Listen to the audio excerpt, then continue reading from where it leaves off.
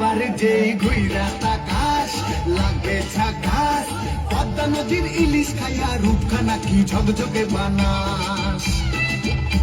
একবার যেই ঘুইরা তাকাস লাগে ঝাকাস, পদ্মা নদীর ইলিশ খাইয়া রূপখানা কি ঝকঝকে বানাস। ও লালা